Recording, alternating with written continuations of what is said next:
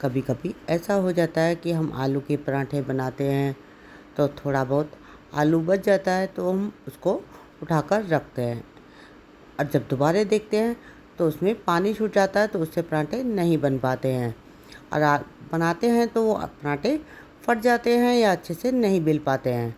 तो ऐसा ही मेरे साथ हुआ, मैंने आलू के पराठे बनाए तो थोड़ा सा आलू बच गया था तो मैंने उसको फ्रिज में रख दिया था और फिर दोबारा बनाने लगी तो पराठे फटने लगे। मैंने फिर इन आलूओं से ये देखिए बहुत ही स्वादिष्ट टिक्की बनाई है, साथ में बनाई है ये स्वादिष्ट सी चटनी। ये चटनी बहुत ही ज़्यादा टेस्टी बनती है। मैंने इन टिक्कियों को चटनी के साथ सर्व किया है। आप अगर चाहे तो मार्केट में जैसे मिलती है दही डालकर सौंठ डालकर तो वैसे भी इसको सर्व कर सकते हैं या आप इसको मेरी तरह इंजॉय कर सकते हैं। बच्चे भी खुश हो जाएंगे, आपका वेस्ट हुआ आलू भी यूज़ हो जाएगा। तो स्टार्ट करते हैं अपनी नई रेसिपी। यहाँ देखिए ये मैंने पराठे बनाए थे तो इतना आलू बच गया था, मैंने फ्रिज में रख दिया, इसने पानी छोड़ दिया। ये देखिए अगर हम इसका पराठा बनाएंगे तो पराठे नहीं बन पाएंगे और वो बार बार फटने लगेंगे। तो ये देखिए बस अब हम इसके टिक्की बना लेते हैं। तो टिक्की बनाने के लिए हमें इसे बाइंडिंग की ज़रूरत पड़ेगी।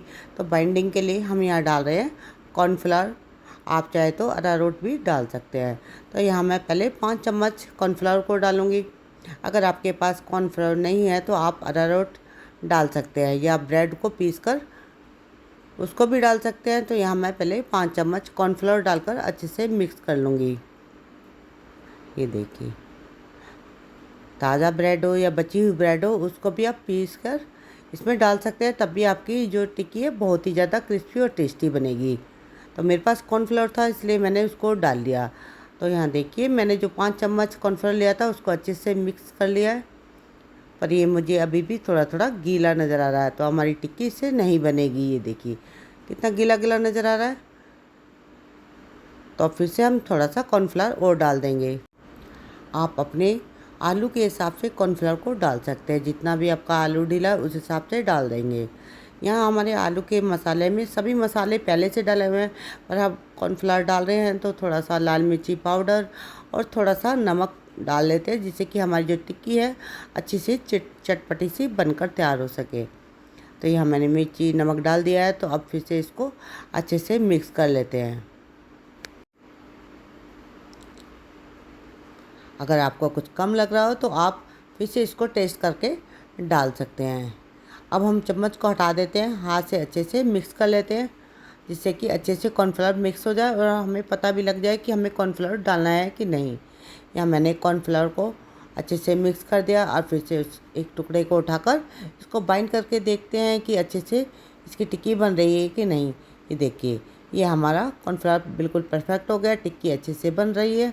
तो अब हाथ को साफ़ करने के बाद थोड़ा सा हाथों में तेल लगा लेंगे, जिससे कि जब हम टिक्की बनाएं तो वो हमारे हाथों को चिपके नहीं। अब जितनी बड़ी टिक्की बनानी है उस हिसाब से आलू का मिश्रण ले लेंगे और इस तरह से हाथों में, दोनों हाथों के बीच में एक टिक्की की शेप दे देंगे। आप चाहे तो इनके कटलेट भी बनाकर तल सकते हैं। तो यहाँ मैंने एक टिक्की बना लिया और उसको रख देते हैं प्लेट में। जितनी एक बार में हम फ्राई करेंगे उतनी हम टिक्की बनाकर तैयार कर लेंगे और बाकी की हम बाद में बना लेंगे। जितनी देर में पहले बैच फ्राई होकर तैयार होगा उतने में हम बाकी की बना लेंगे। तो यहाँ मैंने 5 से 6 टिक्की बनाकर तैयार कर ली है। ये देखिए और बाकी को हमने छोड़ दिया है। तो चलते हैं पहले इसको हम फ्राई कर लेते हैं। आप चाहे तो इसको फ्राई कर सकते हैं या मेरी तरह सैलो फ्राई कर सकते हैं। तो चलते हैं पहले हम अपनी पहली टिक्कियों को तल लेते हैं। तो आज हम अपनी टिक्कियों को सैलो फ्राई करने जा रहे हैं। तो यहाँ मैंने पैन में 3 से 4 चम्मच तेल को डाल दिया है। अब तेल को हल्का गर्म कर लेंगे, ज़्यादा तेल गर्म नहीं करेंगे, गैस की फ्लेम मीडियम रखेंगे। तो यहाँ हमारा तेल गर्म हो गया है, तो एक एक करके सारी टिक्कियों को हम डाल देंगे। बस आपसे एक रिक्वेस्ट है, अगर आपको मेरी वीडियो अच्छी लगती है तो प्लीज़ इसे लाइक करें, शेयर करें और कमेंट करना ना भूलें। तो ये देखिए मैंने जितना एक बारी में पैन में आ सकती थी मैंने अपनी टिक्कियों को डाल दिया है और मीडियम आंच पर हम अपनी टिक्कियों को सेकने देंगे। तो यहाँ हम चेक कर लेते हैं, नीचे से थोड़ी सी टिक्कियाँ सिक गई हैं तो इनको हम पलट लेते हैं। ये देखिए थोड़ी थोड़ी सिक गई है, इनको उलटते पलटते अच्छे से क्रिस्पी कर लेंगे, इसलिए मैंने इनको थोड़े में ही पलट लिया है। अब नीचे से फिर से इनको सिकने देते हैं। गैस की फ्लेम मीडियम में रखेंगे जिससे कि अच्छे से अंदर तक सिक सके हमारी टिक्की। यहाँ हम अपनी टिक्कियों को फिर से चेक कर लेते हैं कि ये सिकी हैं कि नहीं। ये देखिए ये हमारी टिक्कियाँ नीचे से अच्छे से सिक गई हैं, इनको पलट लेते हैं। हमें इसी तरह से उलटते पलटते जब तक ये क्रिस्पी ना हो तब तक इनको सेकना है। ये देखिए हमारी ये जो टिक्की है अच्छे से क्रिस्पी हो गई है। दूसरी तरफ भी देख लेते हैं। ये देखिए दूसरी तरफ से भी हमारी जो टिक्की है अच्छे से क्रिस्पी हो गई है, तो उनको हम सबको पलट लेते हैं। ये देखिए कितना अच्छा कलर आ गया दूसरी तरफ से भी। अब बस 2 मिनट के लिए और सेक लेते हैं नीचे, जिससे अच्छे से सिक जाए। ये देखिए मैंने पलट के देखी, ये अच्छे से सिक गई हैं हमारी जो टिक्कियाँ हैं। देखिए कितना अच्छा कलर भी आ गया है। कलर लाने के लिए हमने गैस को थोड़ा सा तेज़ कर दिया था, जिससे कि अच्छे से सिक गई है, कलर अच्छा आ गया है। पहले हमने गैस की फ्लेम को मीडियम पे रखा था, फिर लास्ट में जाकर हमने थोड़ा सा तेज़ कर लिया था, तो हमारी टिक्कियों में अच्छा सा कलर आ गया। अब हम सारी टिक्कियों को निकाल लेंगे। ये देखिए यहाँ मैंने सारी टिक्कियों को निकाल लिया है। इसी तरह से बाकी बची टिक्कियों को भी इसी तरह से सेक लेंगे।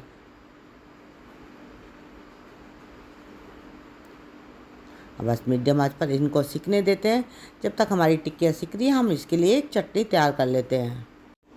चटनी बनाने के लिए यहाँ मैंने एक मीडियम साइज़ की प्याज ली है और 3 मीडियम साइज़ के टमाटर, कुछ हरी मिर्ची लिए हैं। तो अब मिक्सी के जार लेते हैं और उसमें हम अपने प्याज को काट लेते हैं।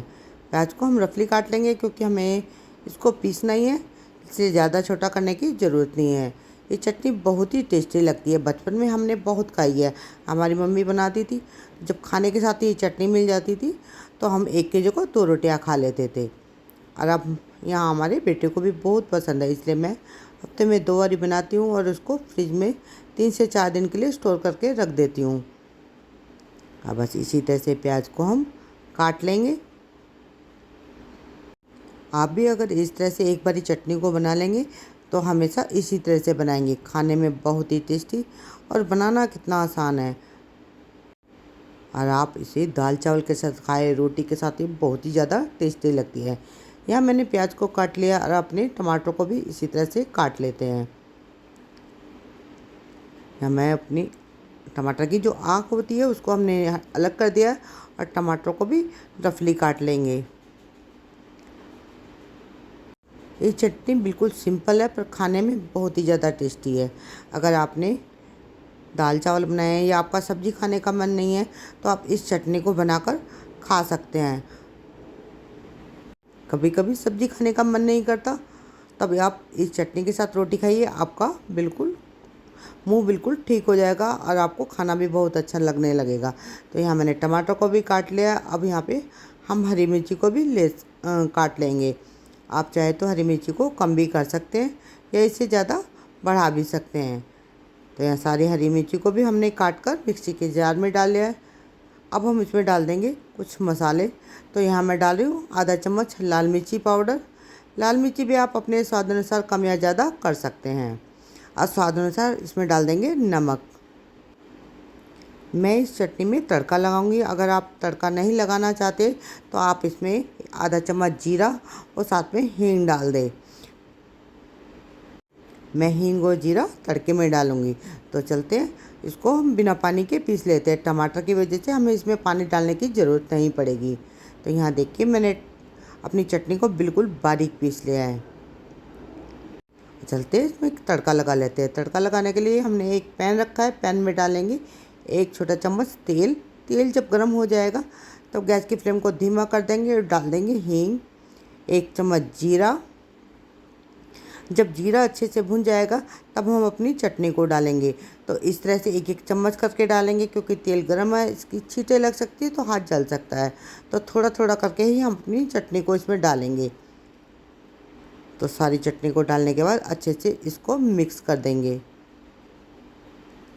जो मिक्सी के जार में थोड़ी सी चटनी लगी हुई थी उसमें थोड़ा सा पानी डालकर उसको भी हम जार में डाल देंगे और इसको अच्छे से मिक्स कर लेंगे। मिक्स करने के बाद हम इसको 2 मिनट के लिए पका लेंगे।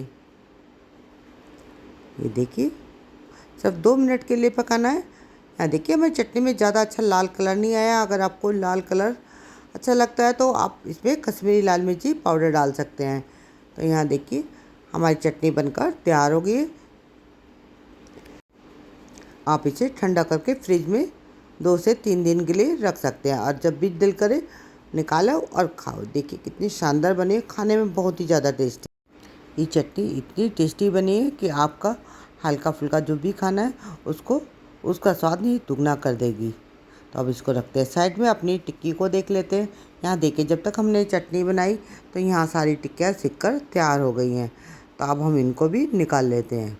तो गैस की फ्लेम को बंद कर देंगे और एक एक करके सारी टिक्कियों को निकाल लेंगे। ये देखिए कितनी अच्छी लग रही हैं, इसी तरह से मार्केट में मिलती है। तो यहाँ देखिए मैंने सारी टिक्कियों को निकाल लिया है। अब चलते हैं इनको सर्व कर लेते हैं। तो यहाँ हमारी टिक्कियाँ भी बनकर तैयार हो गई है, साथ में स्वादिष्ट चटनी भी बनकर तैयार हो गई है। ये देखिए बहुत ही ज़्यादा क्रिस्पी और खाने में टेस्टी, और आपका जो आलू बच गया था उसका भी यूज़ हो गया। तो जब भी इस तरह से आलू बचे तो इन टिक्कियों को ज़रूर ट्राई करें।